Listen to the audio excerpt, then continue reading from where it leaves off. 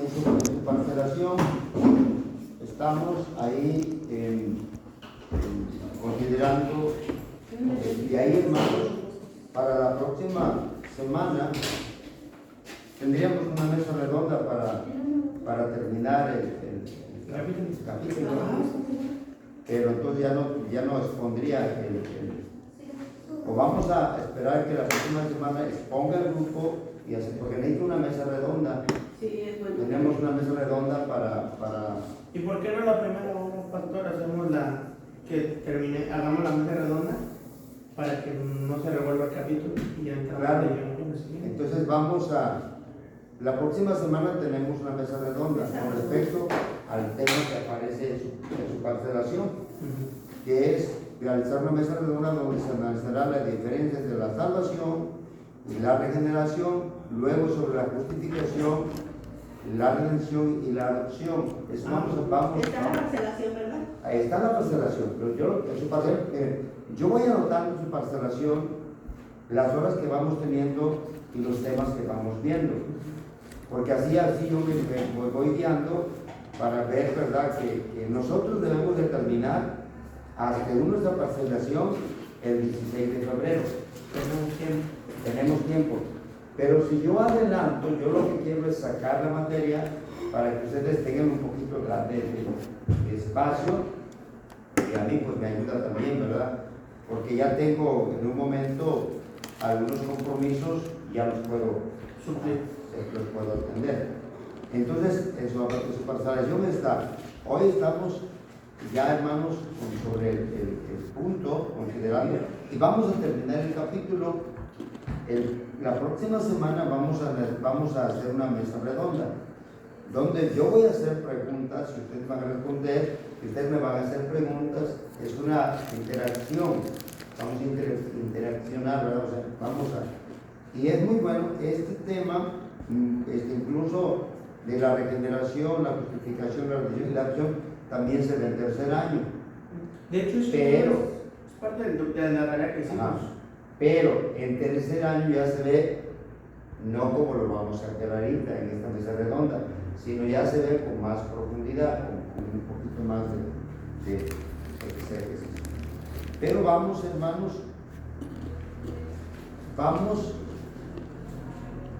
a leer la introducción de este tema que vamos a estar teniendo.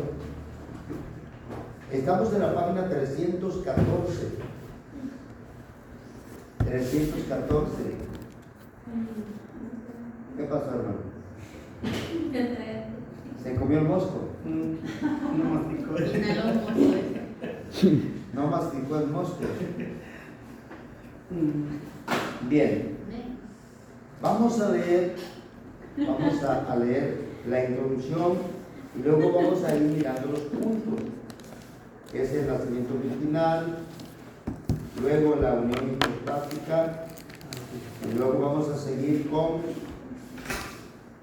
qué es lo que nos lleva más tiempo.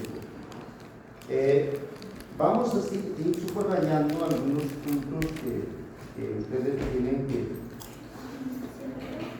que tocar, tener en cuenta por si enfrentan el examen. Dice así, en la página 314. En el estudio disciplinado de Jesucristo hay ciertos elementos de enseñanza presentados por el texto bíblico que requiere análisis y síntesis teológica más allá de la exégesis del texto. Primeramente, se debe realizar la exégesis, y esta debe de controlar los significados que le demos a las palabras de la Biblia. ¿Qué es una exégesis? Es una investigación con mucha calma para poder entender el texto. ¿Entiende? Esa es una exégesis. O sea, es una investigación, es un estudio profundo, para que me entiendan. Es un estudio con detalles, es un estudio minucioso. Esa es una exégesis. ¿Entiende? ¿Es un qué? Es un estudio profundo, minucioso del texto, para poder, hermano, darle la interpretación correcta. Y esta debe de controlar los significados que le demos a qué? a las palabras de la Biblia. Cuando yo hago una exégesis, entonces digo, estoy aplicando la palabra correcta, estoy haciendo lo correcto. Yo siempre he dicho que un texto sin contexto solamente es un pretexto. Muy buena, muy buena. Sí, un texto sin contexto solamente es un pretexto. O sea, yo no puedo tomar un texto para salir con mi capricho, con mi ideología, y dejar los demás textos. O sea, si yo quiero defender algo que yo quiero hacer, o que a mí me gusta, o que yo creo que es correcto, y utilizo solamente un versículo de la Biblia, entonces no estoy tomando el contexto. Entonces, el contexto me va a dar luz, el contexto me va a dar claridad, el contexto me va a ayudar a darle una interpretación correcta. Por eso dice, y esta debe de controlar los significados que le demos a las palabras de la Biblia.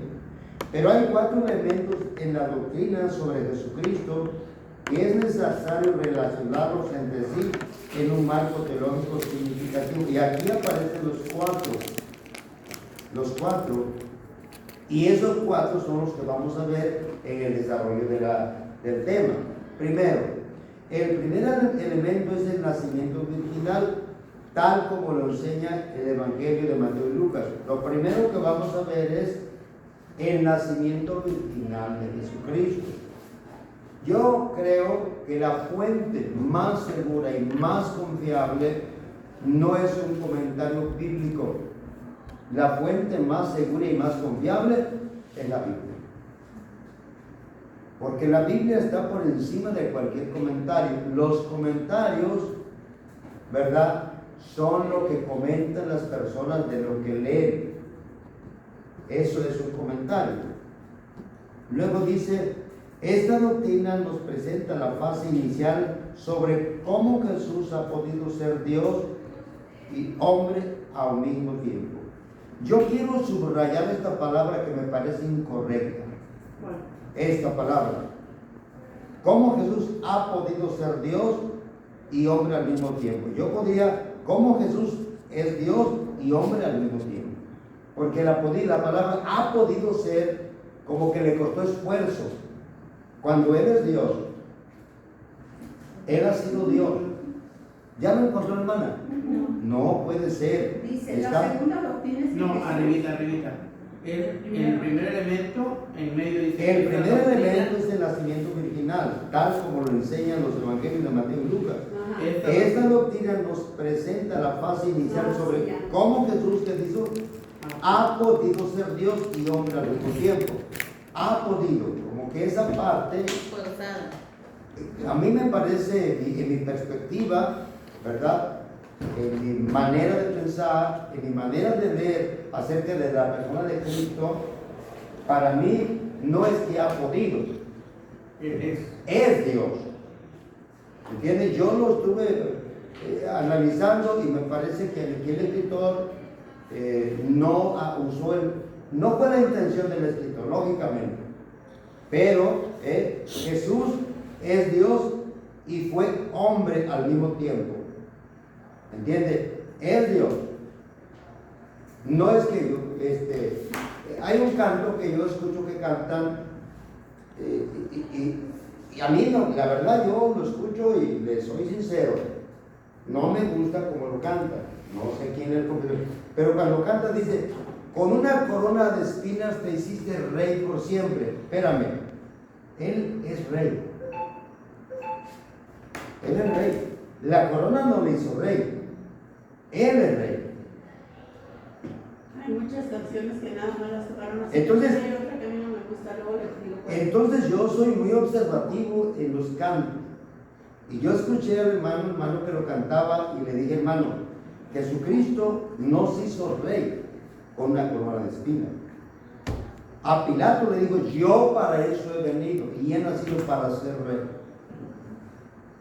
¿Entiendes? Pues en la corona no lo hizo rey.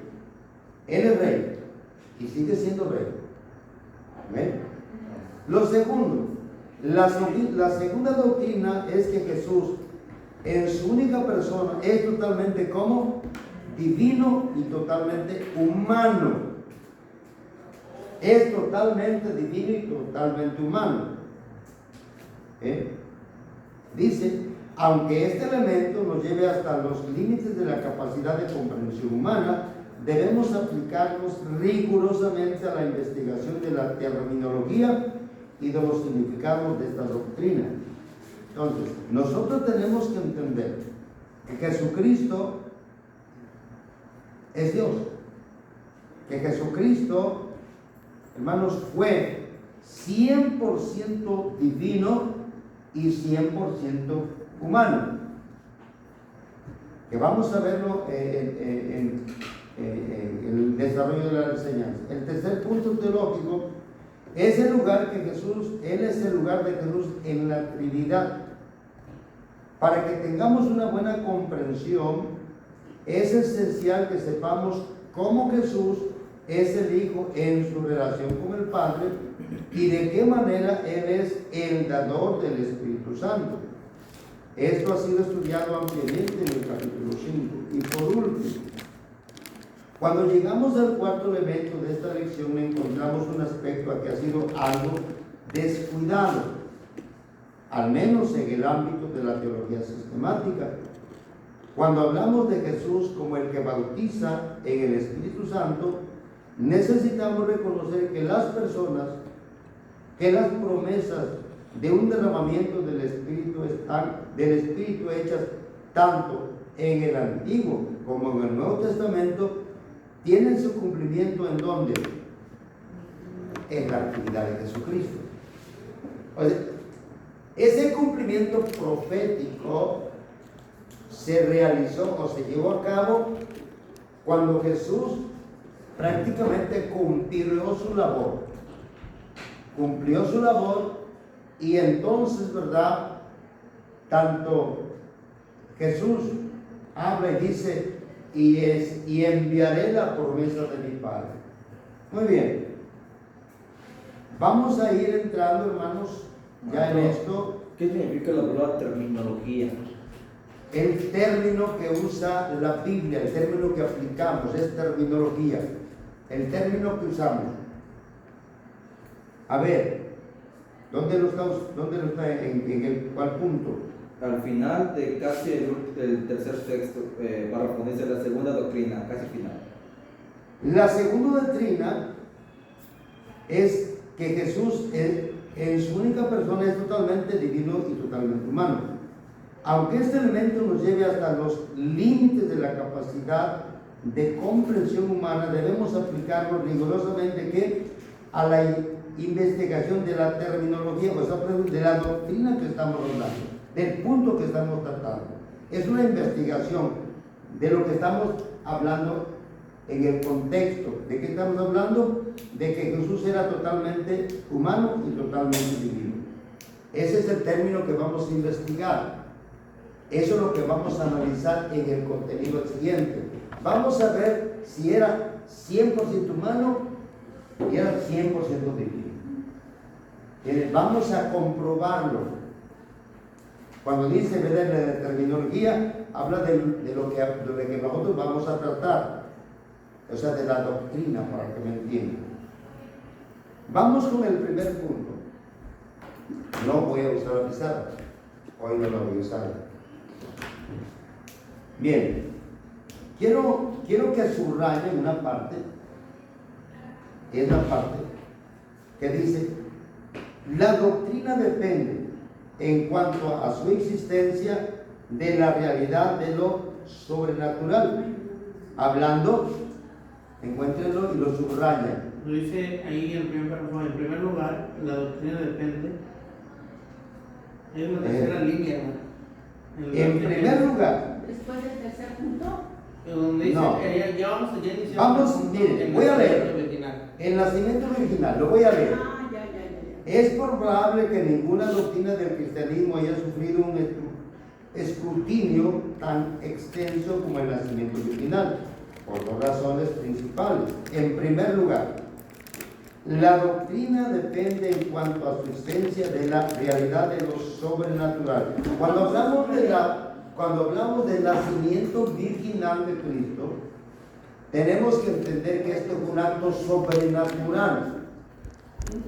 Fue un acto sobrenatural. ¿Por qué fue un acto sobrenatural? Porque Cristo, ¿qué? Nació sin ser engendrado, por así decirlo. No, si fue engendrado por el Bueno, Espíritu no, Santo. pero de la forma que nosotros Ok. estamos acostumbrados. Porque Cristo nació sin que María hubiera tenido que intimidad con José. Es un hecho sobrenatural. Si nosotros viviéramos, hermanos, si la tecnología del presente hubiera estado en el pasado, nadie creería que fue sobrenatural. Porque podían decir que fue una inseminación artificial. ¿Me entienden? Pero como la tecnología no estaba a la altura de lo que está ahora, entonces tenemos que entender que en primer lugar la doctrina depende en cuanto a su existencia de la realidad de lo sobrenatural. Nunca tenemos que pasar por alto que Dios es un Dios de lo sobrenatural. ¿Y usted qué cree, maestro? Es un Dios de lo sobrenatural. ¿Entienden? O sea, Para Dios no existe la lógica, para Dios no existe la gravedad. entonces, ¿Cómo explicaríamos nosotros cómo explicaríamos nosotros cuando el profeta Eliseo tiró un palo e hizo que la hacha flotara en el Jordán? ¿Cómo lo explicaríamos nosotros? ¿Qué explicación le daríamos? en este tiempo, En cualquier tiempo, no, entonces no opino. es una madera, No, a ver, era una madera. Podríamos decir otra, si fuera un imán, sí, pero ¿de qué capacidad tendría que tener el imán? Porque el hacha se fue hasta lo profundo. Y él hizo así. Y es que puso la madera y el hacha flotó. En otras palabras, en un milagro, hermanos, se suspenden las leyes de la gravedad. En un milagro no hay lógica. No existe la lógica. Para que entendamos un poquito, para Dios no existe la lógica. La lógica es algo que nosotros mismos hemos inventado. No existe la gravedad. Es más, salga usted de la atmósfera terrestre y ya no hay gravedad. Ya no hay gravedad. Entonces tenemos que entender que para poder entender o comprender el nacimiento virginal de Cristo, tenemos que irnos a lo sobrenatural. A lo sobrenatural. Dice, muchos eruditos de los dos siglos pasados han tenido prejuicios contra lo sobrenatural. Por esto han actuado prejuiciosamente al estudiar el nacimiento de Jesús. La segunda razón para la crítica del nacimiento virginal es que la doctrina ha tenido una historia de desarrollo que nos lleva mucho más allá de los sencillos datos que nos proporciona la Biblia. La misma expresión nacimiento virginal refleja esta realidad. El nacimiento virginal significa que Jesús fue concebido siendo María como una virgen. Y que ella seguía siendo virgen cuando él nació. ¿Entiendes? No que las partes del cuerpo de María hayan sido preservadas sobrenaturalmente. No. María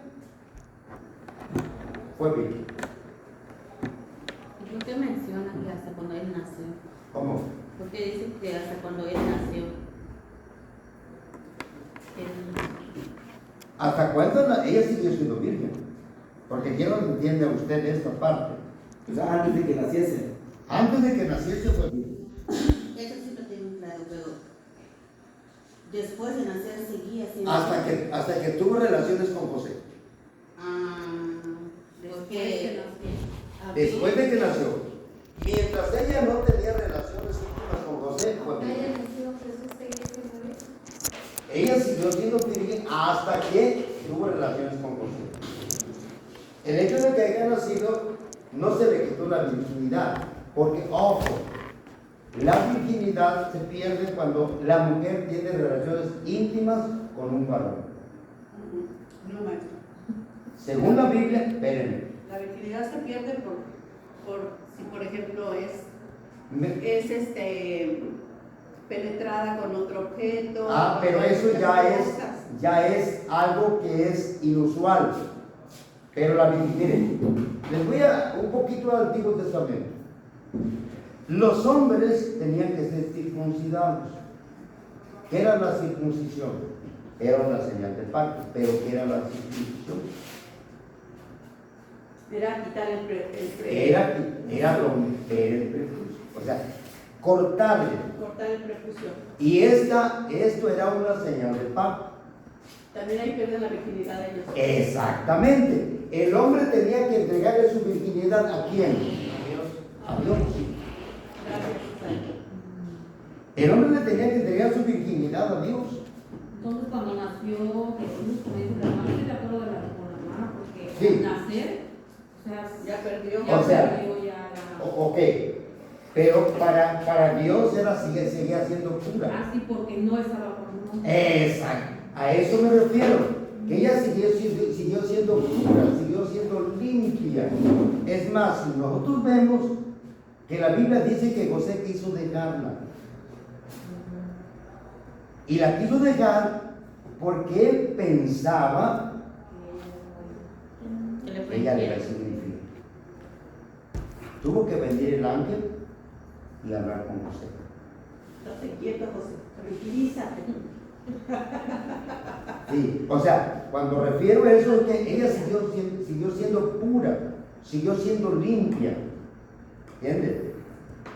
Entonces, ya, o sea, cuando hablamos de una virgen, hablamos de una persona que es pura, limpia, santa. Entonces, la mujer en el Antiguo Testamento tenía que darle la virginidad a su esposo. ¿Saben por qué se le daba cartas de divorcio la única manera en que se le podía dar cartas de divorcio antiguamente a las mujeres era por causa de Infidelidad. ¿causa de qué? Infidelidad. No, era por causa de fornicación. Ahora pregúntense qué es la fornicación. Es el acto sexual. Fuera del matrimonio. Antes del matrimonio o fuera del matrimonio. Miren, vayan un poquito a las costumbres judías y vean esto. Cuando para un judío casarse era algo especial. Ellos tenían que pagar una dote. El esposo tenía que pagar una cantidad. Era la dote. Pero cuando era la noche de bodas, o sea, la noche que tenían relaciones, la mujer tenía que probar que era virgen. Y si no era virgen, la mujer entonces le podía dar carta de divorcio. ¿Entiendes?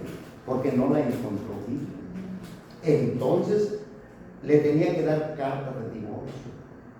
Y aparte de que le daba de divorcio, tenía que devolverle la dote que les había dado. Por eso cuando dice la Biblia, y estaba desposada José con María, ¿qué cosa es el desposo? No estaban casados, pero estaban ya en el primer compromiso que habían hecho.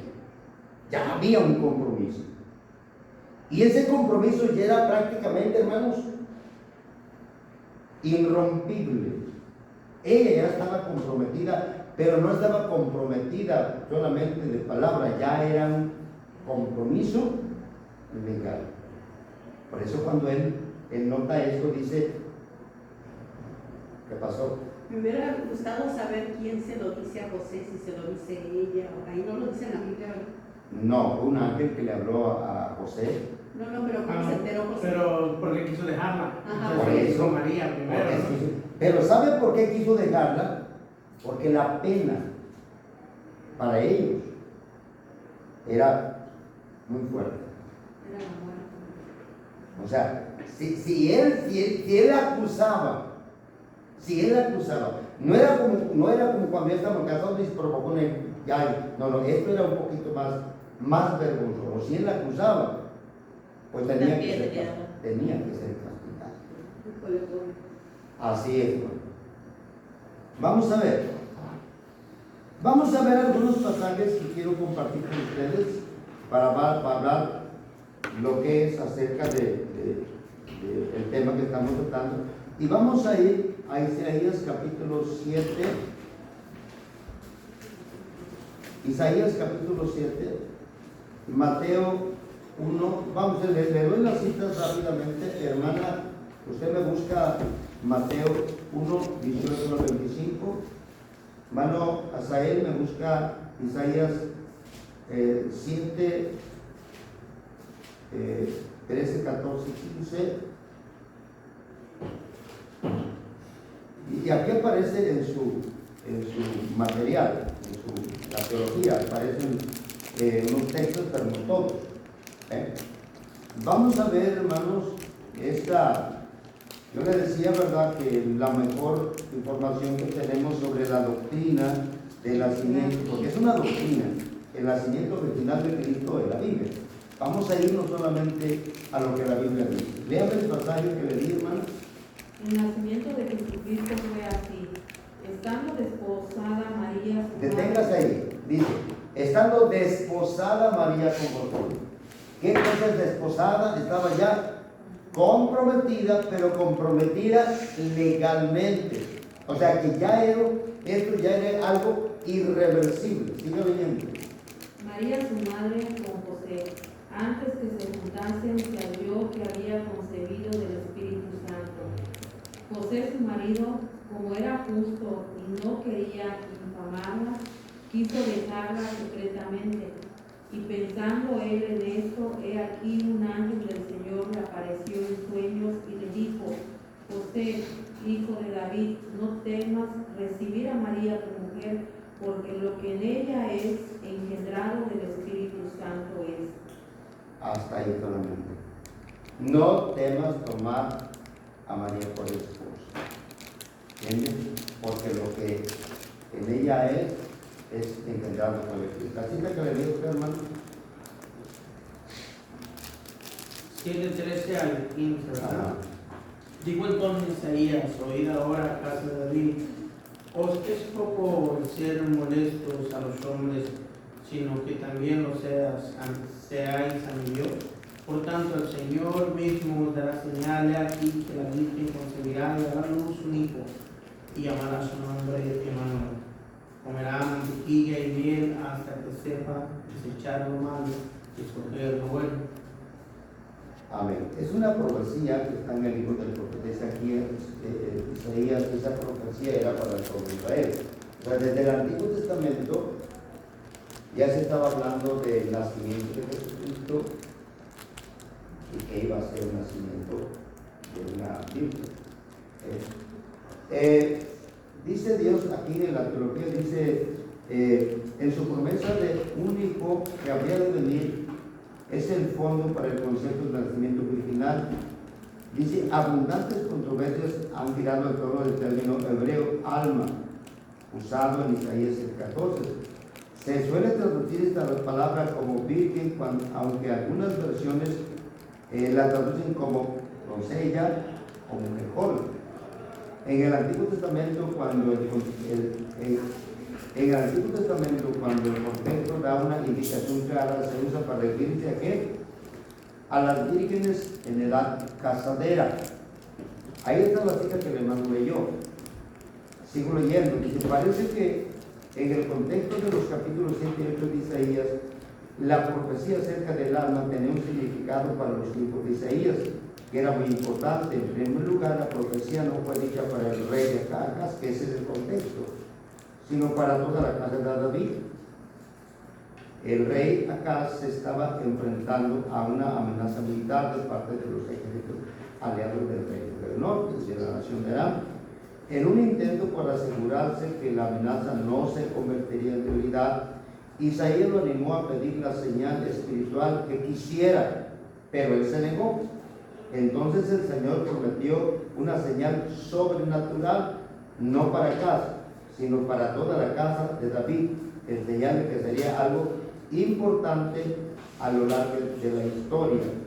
Y aquí aparece el primer nombre, hermanos, que aparece, ¿verdad?, que lo da la Biblia, y es Emanuel, que quiere decir Dios con nosotros.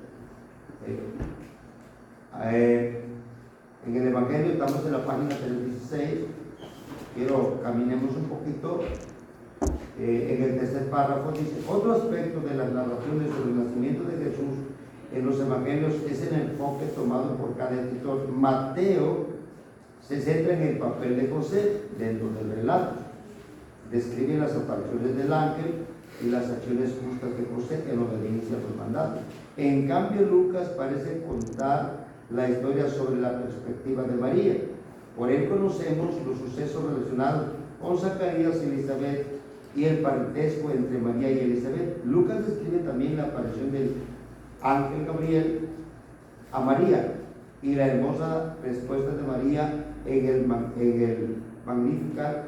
Ahí está. Tanto Mateo como Lucas usan la palabra griega porcenos para describir a María como una joven soltera y sexualmente pura. En Mateo 1:23 la palabra griega se traduce como de la palabra alma tomada de Isaías, que conlleva un claro significado contextual que indica la virginidad corporal de María, quien entonces se convirtió en la madre de nuestro Señor Jesús. No tenemos que discutir esto porque nosotros lo tenemos como una doctrina. El nacimiento de Jesús fue un nacimiento virginal. Quiere decir que no fue concebido por una relación íntima entre ella y un hombre. ¿Entiendes? Lo entendemos, está claro. No fue concebido, en otras palabras, no tuvo relaciones íntimas María con José hasta que Jesús nace.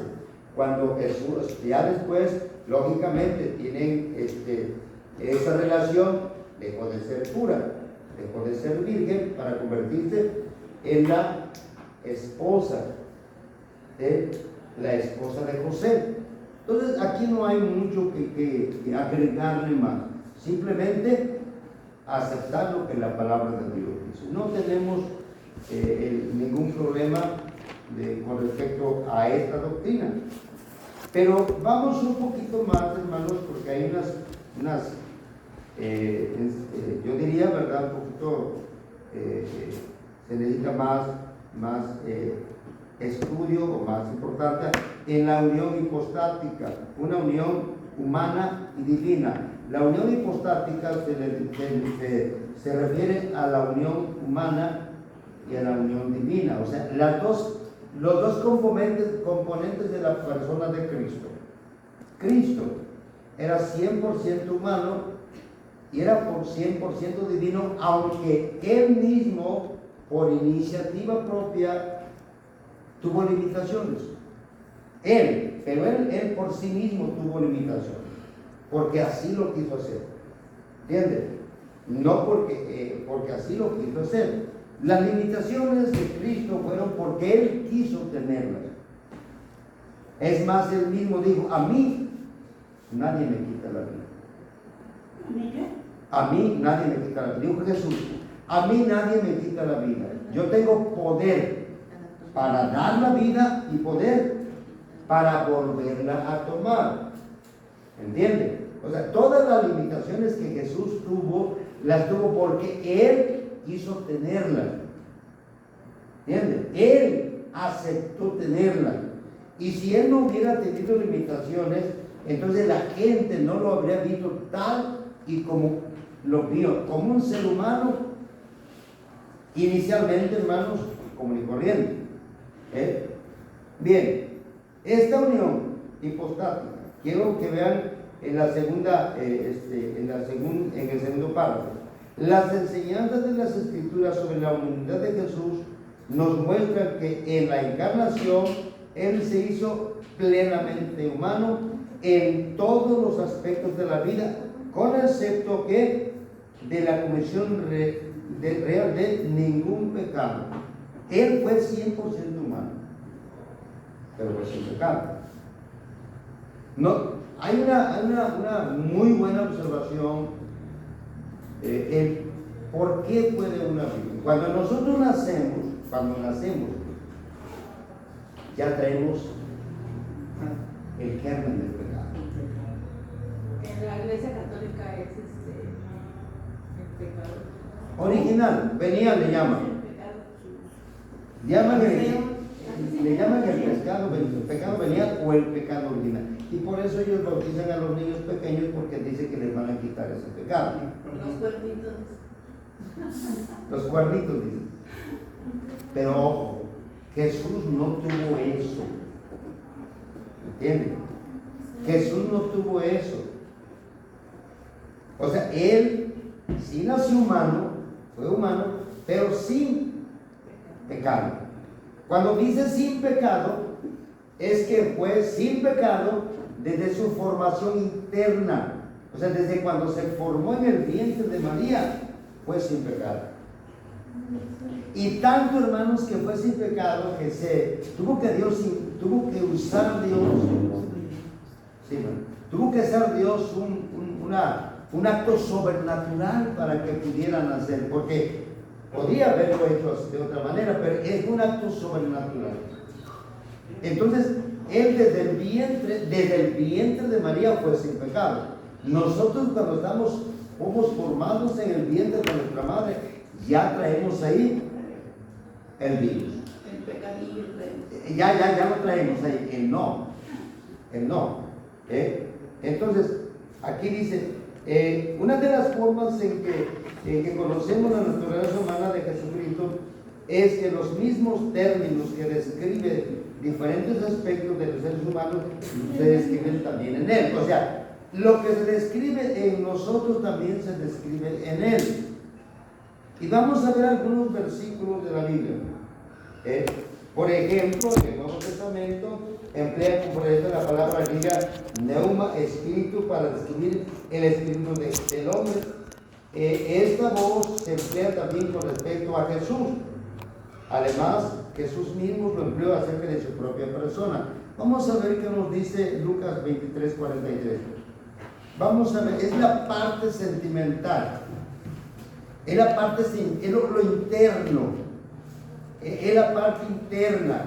Y Jesús tenía sentimientos como nosotros. Vamos a ver. Entonces Jesús, clamando a gran voz, dijo: Padre, en tus manos encomiendo mi espíritu. Mire, lógicamente aquí él sentía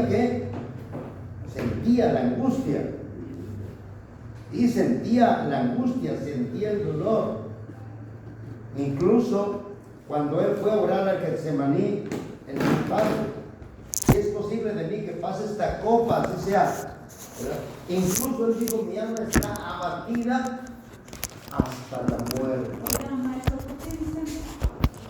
Nunca lo he entendido, se me ha olvidado investigar eso. A ver, ¿Por qué pase de mí esta copa? no quería, ¿Qué quiere decir esa no quería palabra morir. en ese tiempo? No pase de mí esta copa, no beba la copa. O sea, él decía: no quiero beber la copa del sufrimiento, la copa de la muerte. Hay que ser fría. Si es posible, pase de mí este sufrimiento, para que me entiendan, este dolor, pero no sea como yo quiera, sino como tú quieras. ¿Y qué hizo Dios? Solamente vino un ángel y lo restableció. O sea, él entendía que estaba sufriendo. Él entendía la carga que estaba llevando. Los sentimientos de Jesús fueron reales, hermano. Es que por eso también es considerado, bueno, se llama así, ¿no? Pero por eso es una parte esencial en la que podemos ver que era también 100% humano. Era 100% humano Porque su divinidad. por sus sentimientos. Cuando llegó a donde estaba la tumba a donde encontró a María y Marta, lloró. ¿Por qué? Porque sentía también esa tristeza. El Jesús encarnado también tenía un alma. En Mateo 26, 36 y 38 se usó la palabra griega es peiche, para describir las obras en su interior y sus emociones. A ver, alguien que me lo lea. Mateo 26, 36 al 38. Seguimos rápidamente, hermanos. Que ahí está. En su teología está escrito. Entonces llegó Jesús con ellos a un lugar que se llamaba Capernaum y dijo a sus discípulos: Sentaos aquí entre tanto que voy allí. Y yo. Y tomando a Pedro y a los dos hijos de Zebedeo, comenzó a entristecerse y angustiarse en gran manera. Entonces Jesús le dijo: mi alma está muy triste hasta la muerte. Quedaos aquí y velad conmigo. Esa era la naturaleza de Jesús.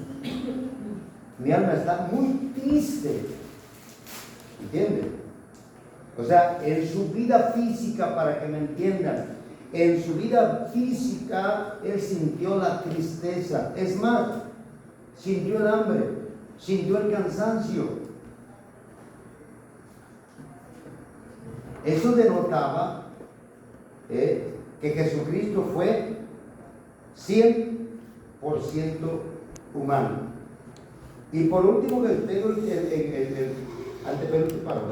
y por último, Jesús tuvo un cuerpo humano igual al nuestro. La sangre corría por sus venas mientras su corazón latía para sostener su vida en el cuerpo. Vamos a ver Hebreos, hermanos. Este pasaje, ¿cómo nos gusta a mí? Hebreos 2, 14 al 18. Es uno de los pasajes muy acertados en cuando habla de la naturaleza de Cristo, de la humanidad de Cristo. A ver, alguien que me lo lea, encuéntrelo y me lo lee, por favor. Así que, por cuanto los hijos participaron de carne y sangre, él también participó de lo mismo, para destruir por medio de la muerte al que tenía el imperio de la muerte, esto es, al diablo, y librar a todos los que por él, temor de la muerte, estaban durante toda la vida sujetos a su servidumbre. Porque ciertamente no socorrió a los ángeles, sino que socorrió a la descendencia de Abraham, por lo cual debía ser en todos semejante a sus hermanos, para venir a ser misericordioso y fiel sumo sacerdote en lo que a Dios se refiere, para expiar los pecados del pueblo, pues en cuanto él mismo padeció siendo tentado, es poderoso para socorrer a los que son tentados. Me gusta mucho este pasaje bíblico, porque dice, él participó de sangre y carne. De otra manera, se hizo como nosotros. O sea, anteriormente los que morían en pecado estaban en el infierno, no tenían salvación, según lo que dice la palabra. Claro. Pero ahí estaban. Sí. Entonces él, con eso que hizo, Vino a rescatar, le vino a quitar la autoridad. la autoridad de que El se quedara poder. con todas las almas el Señor. Vino a quitar la autoridad del poder, vino a rescatar. Entonces, él tuvo un alma, tuvo sentimientos. Pero a mí me gusta mucho lo que dice el escritor de los Hebreos. Él tomó un cuerpo como el nuestro. ¿Entienden? Ahora, yo le decía, ¿verdad?, que las limitaciones que tuvo es porque él las quiso tener. Porque él las quiso tener. ¿Entienden? Entonces él tuvo un cuerpo como el de nosotros. En el último párrafo dice otro testimonio a favor de la totalidad de la humanidad de Jesús es su participación en la debilidad humana ordinaria. Aunque era Dios, se humilló a sí mismo tomando forma humana. En Juan 14:6 hallamos ese simple hecho de que Jesús se sintió cansado como cualquiera que hubiese llegado una gran distancia a pie. En Mateo 4:2 está claro que Jesús era capaz de sentir hambre de manera normal y después de haber ayunado 40 días y 40 noches tuvo hambre. Jesús expresó también claramente una limitación en sus conocimientos al hablar del momento de su segunda venida en Marcos 13:32. Cuando le preguntaron, él dijo: ni los ángeles lo saben, solo mi Padre que está en los cielos. Esa limitación él mismo se la puso. Porque alguien decía, pues entonces no es Dios. Espéreme, si era Dios. Pero él se limitó hasta donde quiso limitarse. ¿Entienden? Entonces, ahí se limitó, él puso sus limitaciones hasta donde él se quiso limitar. No sé si está bien, pero yo creo que es como cuando nosotros decimos, bueno, un ejemplo muy común cuando quieren hacer dieta. Ellos se limitan a no comer en exceso o no comer cosas grasosas. Y yo creo que vendría siendo como eso, ¿no? Que él mismo se limitaba a hacer todas esas cosas y a ser como un humano 100%. Más sin embargo, cuando quisiera podía hacer lo que él deseara, ¿no? Bueno, es que las limitaciones las puso él. Y él aceptó esas limitaciones. Aunque podía hacerlo, no lo hizo. Aunque podía comer la carne, no la comía. Aunque podía hacerlo, no lo hizo. Pero son limitaciones que él puso. O sea, nadie le puso esas limitaciones. Él, cuando hablamos nosotros que lo vamos a ver aquí adelante, es que él se vació.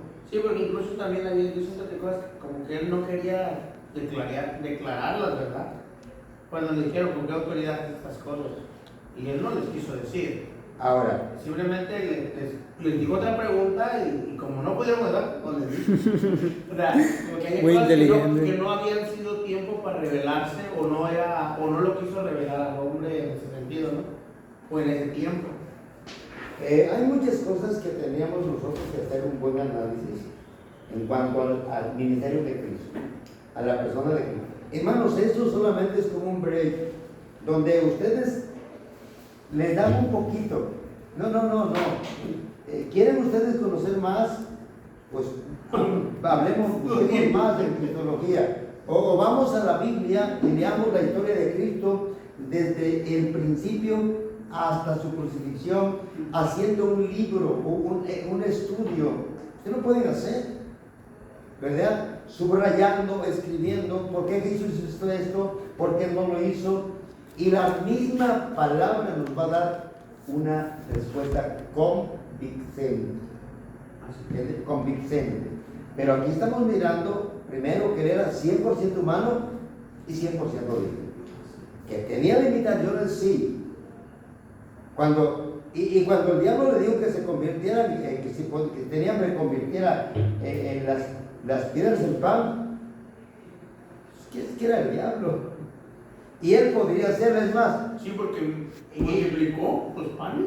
Y él podía hacerlo. Convirtió el agua en vino. Podría ser. Lo convirtió.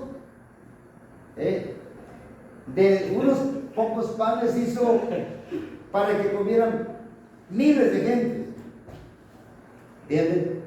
Pero cuando él quiso abstenerse, se abstuvo. Cuando Pedro sacó su espada y quiso defender a Jesús y cortó oreja, porque dicen que el primero que cortó oreja fue Pedro. ¿Ah, sí? ¿Fue Pedro? Sí, ¿Fue Pedro el que primero estaba ahí? el primero que cortó oreja fue Pedro. Ah, bueno, sí, es cierto, sí. Le mochó la oreja. Curiosamente, decimos, bueno, pues Pedro andaba armado. Sí, andaba armado y llevaba una espada. Nunca lo había pensado. Nunca lo había pensado, ¿verdad? Pues sí. ¿Y sabe qué le dijo Jesús a Pedro? Si yo quisiera, vean lo que dice, si yo quisiera, Mandaría una legión de ángeles. pediría a mi Padre y Él me enviaría 12 legiones. una legión, 2 legiones de ángeles. Yo dije esa palabra una vez y me palmonearon mi oreja. Que la legión es de los demonios, y Sí. le dijeron. No, pues ¿quién? Es que así lo tomo. Legiones era un número tanto de personas, de soldados, como de ángeles. Es un grupo especial. Sí, se lo dice a los demonios. No, una legión Digo una tiene legión. aproximadamente 12,000. Y Dios me enviaría una legión, un batallón de ángeles. Una legión era un batallón. Claro, pues también los demonios se unen y dicen que somos legión, porque son muchos. ¿Entiendes? Son muchos, pero no solamente se le puede atribuir legión a los demonios, también a los ángeles. El Señor dijo que podía pedir una legión. Es que legión era como una cantidad, ¿no? Una legión era un batallón de soldados. ¿Cuántos eran, hermanos? 12,000, ¿no? ¿Cuánto? ¿No son 12,000? Mañana le No, se fue muy lejos. Sí, ¿no? ¿O eran 7? Si no estoy mal. Depende de los periodos, va entre 4.200 a 6.000 soldados de infantería. ¿Sí? Depende. Depende del periodo, pero va de 4.200 hasta 5,000. 5.000. Más o menos en promedio. 5.000. Eso es promedio. O sea, son muchos.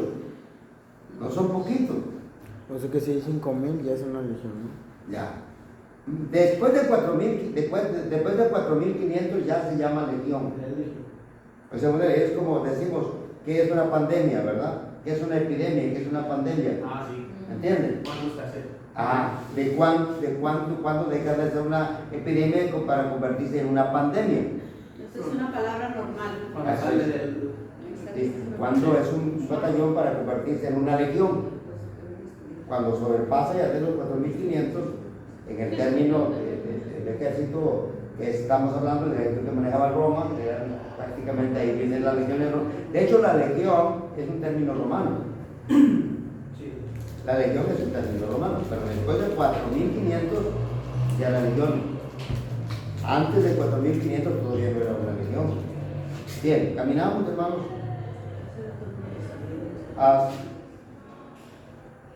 Pasan 10, todavía faltan 20 minutos. Pero eso es poco, lo que me falta. Es poco tiempo. Ah, poco tiempo. Corramos. Vamos. Prosigamos. Bien. Entonces vamos, hermanos, en esta unión. Ah, no, sí, ¿Qué cosa? pues sí, y corremos. No, sí. ¿A dónde vamos? ¿Ya lo leímos? Vamos a ver. Ese es el último párrafo de la página 317. Porque es que no tenemos... Otro testimonio a favor de la totalidad de la humanidad es que Jesús tuvo ¿qué? Hambre, se cansó, tuvo limitaciones como cuáles dijo, solo mi Padre lo sabe, de la próxima venida. Él tuvo esa limitación porque Él mismo la quiso. Bien, vamos a la página 318.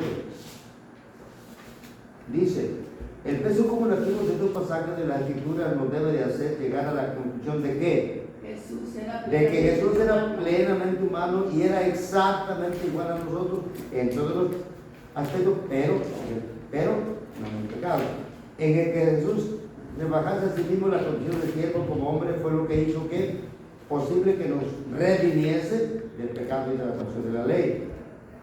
Los escritores del Nuevo Testamento le atribuyen la divinidad a Jesús en varios pasajes. Juan 1.1, alguien que me diga de memoria Juan 1.1, alguien que me diga de memoria San Juan 1.1, puede ser, hermano. En el principio del verbo. A ver. En el principio era el verbo y el verbo era Dios y el verbo era Dios. En el principio era el verbo y el verbo Era con Dios. era con Dios y el verbo Era Dios. era Dios. Si usted sigue leyendo en el versículo 3 dice, y el verbo se hizo carne. ¿Entiende? Y el verbo se hizo carne. La palabra verbo es el logos. La palabra se hizo carne. Y luego siguen diciendo, y vemos su gloria. Gloria como la del unigénito. Entonces, la Biblia revela la divinidad de Cristo. O sea, la Biblia revela la divinidad de Cristo, no tenemos que discutirla. En San Juan 8:52 tenemos otro poderoso testimonio a favor de la divinidad de Jesús. Aquí Él está atribuyendo una existencia continua como la del Padre. Yo soy. ¿Entiendes? Entonces, el yo soy es el término que se usa para Jehová. Es el mismo nombre, porque Jehová es el yo soy. Cuando le dicen a Moisés, y le dice Dios a Moisés, le dice a Moisés, y si me preguntan, ¿quién me envió? ¿Qué le voy a contestar? Yo soy. Yo soy. Yo soy. La palabra yo soy es siempre presente. Siempre ¿Eso presente. quiere decir yo soy? Sí. ¿Siempre presente en Siempre. griego o en qué? En hebreo. En hebreo. Porque en el Antiguo Testamento hablamos el hebreo. Yo soy.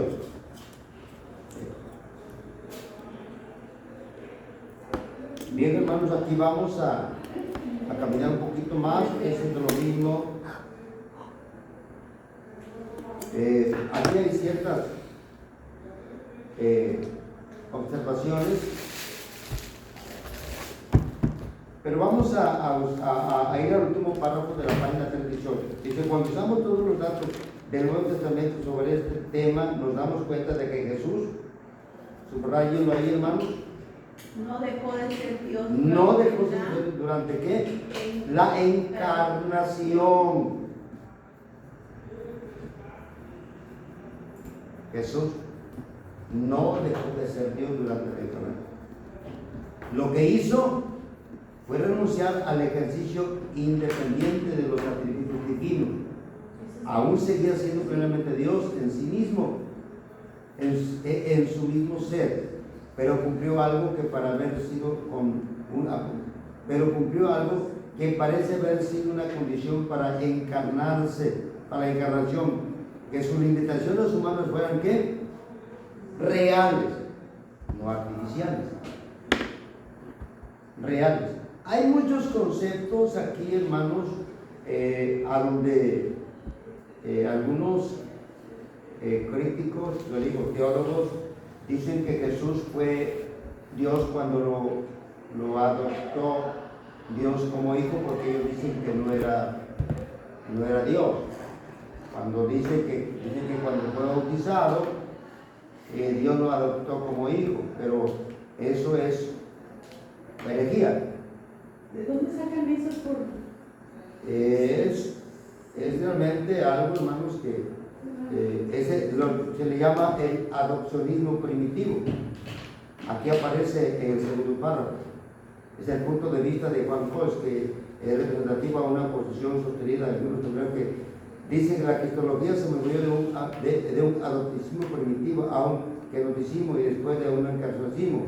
Con adopticismo primitivo quiere decir que Jesús fue hecho hijo por el Padre sin considerar algo acerca de una preexistencia o vaciamiento por parte suya. O sea, ellos dicen, ¿fue Dios? Sí fue Dios. Pero en el momento que lo adoptó el Padre como hijo, ellos no creen, no aceptan, ¿verdad?, que Jesucristo era Dios. Ahí tú lo puedes leer. Significa tal como enseña, dice, nosotros creemos una preexistencia o vaciamiento por parte suyo. Y esto aparece en Filipenses capítulo 2, cuando dice que Él se despojó a sí mismo. La palabra despojar es vaciarse, ¿entiendes? Vaciarse. O sea, Él dejó su deidad, o parte de su deidad, dejó parte de su deidad y solamente Él utilizó parte de su deidad. En el último párrafo, sin embargo, ahí dice que el encarnacionalismo se halla presente a lo largo de todo el Nuevo Testamento y que Jesús desplegó su divinidad al humillarse a sí mismo. Es decir, esto hace menos drásticos los conceptos presentados por Juan y otros. Con todo parece adecuado a la luz de los evangelios sinópticos observar que la divinidad de Jesús se halla presente como en toda su vida. Vamos a ir a la página 220. Yo quiero llegar hasta el final y a ver si puedo. Aquí vemos, hermanos, el conflicto que hubo con respecto a la persona de Cristo, y ya se van poniendo bases doctrinales más firmes, donde tiene que irse a un concilio, este debate, o sea, este concepto de ideas, algunos de más que de ideas, ¿verdad? Porque lo que es bíblico no son ideas. Los bíblicos son fundamentos sólidos, ¿entienden? Pero lo otro son ideas, porque no hay un pasaje que pueda respaldarlo. Pero dice en el segundo párrafo, que voy a leer el primero. Está claro que la Biblia presenta amplias evidencias de afirmaciones tanto a favor de la humanidad de Jesús como ¿qué? de su divinidad. Ahora nos queda por establecer de qué manera pueden estar juntas estas dos naturalezas de una persona. Y aquí, hermanos, en este concilio, que fue en el año 451 en Calcedonia, se llevó el punto, se llevó, hermanos, el punto a un debate, y aquí después de un debate hay algunas aportaciones que en el concilio de Calcedonia tienen un contexto histórico. La separación de las naturalezas presentadas ya por Nestorino habían sido repudiadas por el concilio en Éfeso en el año 431, antes de 451. La mezcla de ambas naturalezas propuesta por Eutiques vino también a ser rechazada por el concilio de Calcedonia. En este clima de controversia teológica hubo dos escritos que tuvieron profunda influencia, y acá aparecen los dos escritos. El primero que dice: por tanto confesamos que nuestro Señor Jesucristo, el unigénito de Dios, es completamente Dios y completamente humano. Ya eso ya se trató en un concilio. Ya fueron sentando bases. Cuando se comienzan a sentar bases doctrinales, entonces ya comienza a tomar una forma diferente. O eres de los míos o no eres de los míos. Entonces las bases doctrinales, yo siempre he dicho que las doctrinas son como el cerco que hacen en la iglesia para evitar que entre la herejía. ¿Entiendes? O sea, las doctrinas son como murallas para la iglesia, para que entre la herejía. Porque si la doctrina, hermanos, es una doctrina pura, respaldada en la Biblia, sustentada en la Escritura, no vamos a permitir que entre una doctrina alterada. No nos olvidemos que las doctrinas pueden ser, incluso si vamos a la Biblia, dice la Biblia que incluso algunos tienen doctrinas de demonios. Doctrinas de demonios. Quiere decir que son influenciadas por el diablo. Influenciadas por el diablo. Entonces tenemos que entender que nosotros como Asamblea de Dios tenemos doctrinas sólidas. Pero se llevó un proceso histórico, un proceso de debates, un proceso de acomodamiento, y se comenzaron a formar doctrina, a hacer doctrina. Y aquí ya, hermanos, va formándose o cimentándose la doctrina de Cristo. Es más, ustedes van al reglamento local, que los que tienen reglamento local, o a su constitución, se darán cuenta que dentro de las 16 doctrinas está la doctrina de Cristo, o sea, la cristología aparece dentro de las 16 doctrinas. ¿Entienden? Y así ahí lo pueden ver que presenta a Jesucristo, ¿verdad? Y se presenta con los nombres en el reglamento local o en la constitución, van apareciendo los nombres de Cristo y el significado de cada nombre. ¿Para qué? Para darle realce a esta doctrina. Entonces la doctrina de Cristo en la actualidad ya no es tan complicado, pero al inicio sí. O sea, fue un debate tremendo, ¿no? Jesucristo no fue Dios. O sí fue Dios, pero cuando fue, unos dicen que fue Dios cuando el Espíritu Santo reposó en él. Otros dicen cuando fue adoptado por Dios, porque digo, este es mi hijo amado. Entonces, hay unos que no aceptaban la deidad de Cristo desde la eternidad, o sea, que era Dios en la eternidad, que fue Dios en la eternidad. La contribución de esta declaración, la cristología ortodoxa, es el concepto de que dos naturalezas completas se unieron en la persona del Señor Jesús. La divina era idéntica a la divinidad del Padre, y la humanidad era idéntica ¿cómo? A la de nosotros. El nombre, aquí vamos a ir, hermanos. Aquí viene el otra carta que se mandó, una tercera carta que fueron poniendo bases, pero vamos a ir, hermanos, al último párrafo de la página 321. Vaya conmigo. Aquí es un resumen del punto que está tratando en esta de la ¿Qué psicología. página? Dice, página 321. El último párrafo, o el antepenúltimo párrafo. Por consiguiente, la persona del Señor Jesucristo abarca dos realidades distintas, la divina y la humana. Puesto que Calcedonia localizó la unión en la persona de Cristo usando el término griego hipostasis. Se suele llamar a esta doctrina la unión como hipostática. Vemos que la naturaleza divina y la naturaleza humana se reúnen en una persona de Jesucristo. Cuando hablamos de temas cualitativamente distintos, como el de una naturaleza divina y una naturaleza humana, que existe como una unión. No tenemos que ponerle más. Jesucristo era 100% humano y 100% divino. Ahora, ¿qué evidencias aportamos nosotros para decir que era 100% divino? ¿Qué evidencias? A ver, ¿cuánto que lo estoy preguntando? Cada uno va a dar una evidencia. Bueno, la evidencia de que fue encarnado Dios desde el primer momento. La primera evidencia, que vamos a poder aportar evidencias cada uno de nosotros para poder decir que era 100% divino. 100% divino. Sí, hermano, una evidencia bíblica. Wow. ¿Cómo Pues que lo no? que hacía era hacer milagros. Algo que no. Sanaba enfermos. Enfermos, eso no era algo terrenal. O sea, pero defínamelo de otra manera.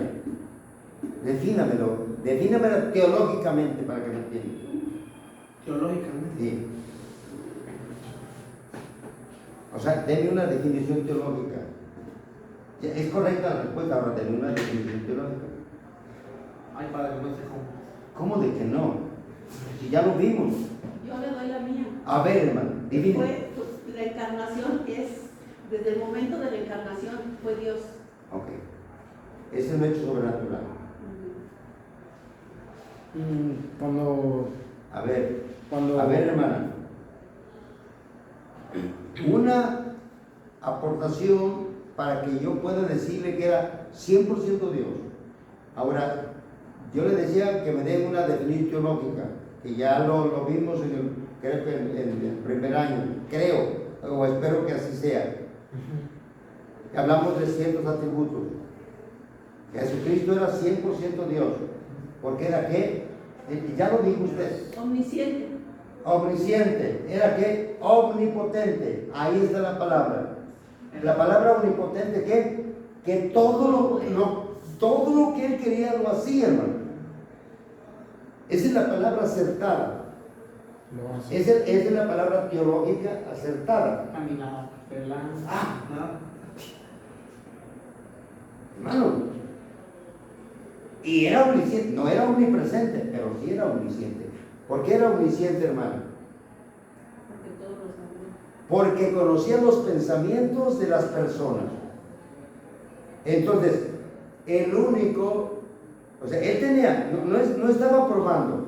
Pues él lo que hacía no era para probar lo que era Dios, es porque era Dios. Era Dios, era normal para él. Para él era algo normal. Para él era algo normal. ¿Entiendes? Multiplicó los peces, multiplicó el pan, caminó en las aguas, o sea, levantó a los muertos, pero también conocía los pensamientos de la persona. Y eso probaba que era Dios. ¿Y sabe qué? Detuvo los vientos. Incluso él mismo dijo, ¿verdad? A mí nadie me quita la vida. Dios, o sea, Jesucristo era Dios, sigue siendo Dios. Era omnisciente, era omnipotente. Y además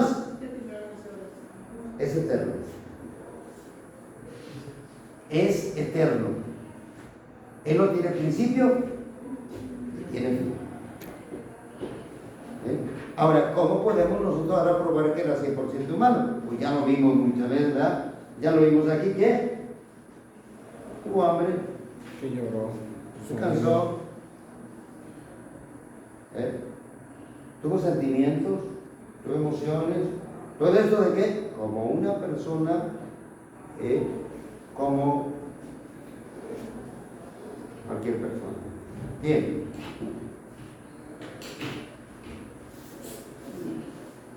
Leímos Hebreos 2, 16 al 18.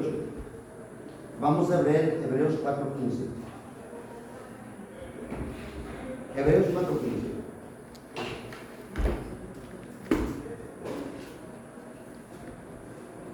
Porque no tenemos un sumo sacerdote que no pueda compadecerse de nuestras debilidades, sino uno que fue tentado en todo según nuestra semejanza, pero sin pecado. Me gusta mucho. Uno que fue tentado en todo, pero sin pecado.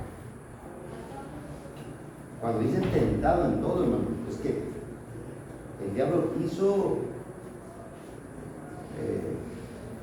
tratar de dañar. Estos dos pasajes tienen la identidad entre las tentaciones de Jesús y las nuestras. Le tenemos que dar a esta insistencia el valor que tiene en la comprensión de la unidad de Cristo que somos. Vamos a ir porque ya se acabó. Ok, hermanos, exponen para la otra semana no hay exposición, acuérdense que tenemos que... Tenemos nuestra mesa de Pero vean ustedes su parcelación porque de eso vamos a tratar. ¿Qué dijo? Vamos a ver lo del... Pues básicamente lo que le entregamos del trabajo de ¿Investigación? investigación, ahí viene eso de... Uy, se me fue el nombre. Pero sí, el trabajo de investigación. Sí, vean, porque traigan sus preguntas. Vamos a hablar de la adopción, la justificación, la regeneración. Está en su parcelación. Y es una mesa redonda